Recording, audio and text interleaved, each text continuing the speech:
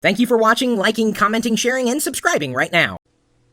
I drew this logo uh, probably about a decade ago, and it was based off of a 32 pixel by 32 pixel icon that I originally created in Windows 3.1 in monochrome. I mean, it pretty much only had black and white, off or on, 2-bit, and I kind of blew it up, smoothed it out, and then turned it into what is now the Locker Gnome and Gnome Decks logo.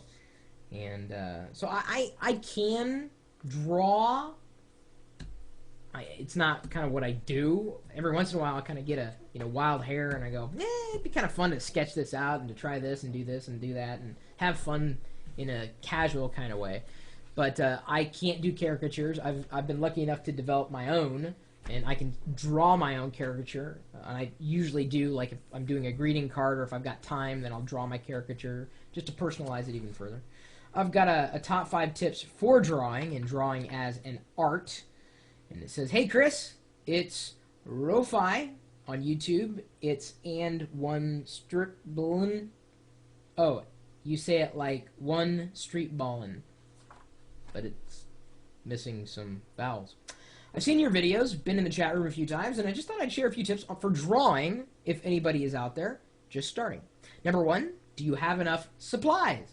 Some recommended supplies out there would be a pencil for sketching, a darker pencil for detail, a pencil sharpener, a ruler, an eraser, those ones that look like mini bricks, maybe a protractor, maybe a compass, colored pencils, enough blank paper, obviously, and anything else you may think you need. I do not recommend crayons or markers. If you're dreaming to be a professional, hopefully you started off with crayons and markers in early elementary school, then by this time you should be using colored pencils. So there you go. If you still got crayons in your drawer, unless of course you are a crayon artist. Number 2, place your supplies in a place where you can access them efficiently. Like if you're right-handed, you might want to place everything somewhere on the right side of a table or whatever you're using. Same if you are left-handed. If you're ambidextrous, then keep them floating in midair, so then you can just kind of grab them either way.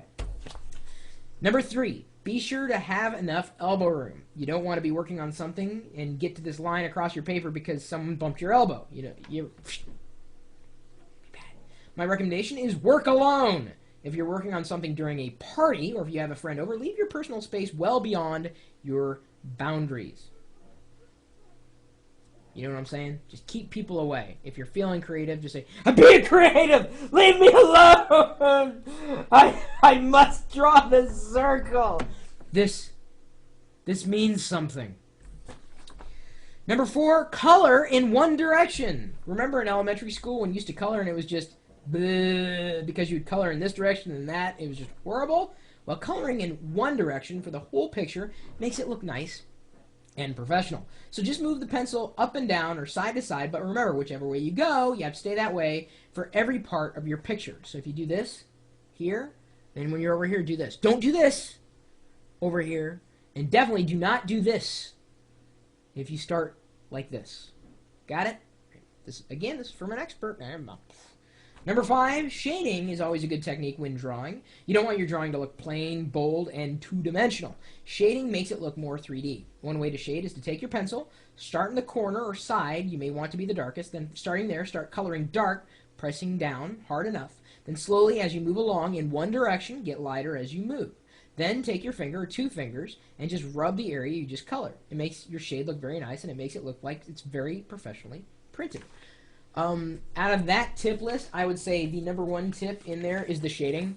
Once I learned and mastered shading, everything became easier. And just to show you that I can draw my own caricature, this is a piece of paper. I'm going to use the fat Sharpie side. I'm not saying you should, here, wait, just to prove that I'm blank sheet here.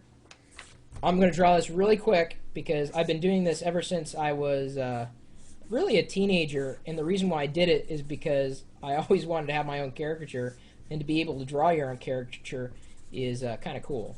And this is everything the Locker Gnome logo, the logo that you see on my laptop is based on, is directly from me learning how to draw my own caricature. Now, I could probably, go deeper and make, even more details, with myself or my own caricature, but caricatures should be quick, fun, cartoony, and more than anything, they should be you. So if you ever see this guy, that's me.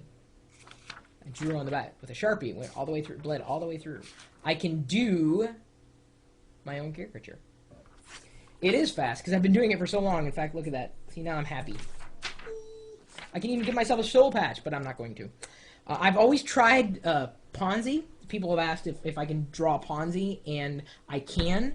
However, every time I attempt to do her caricature, my wife, my beautiful wife, she comes out looking like a Vagoda.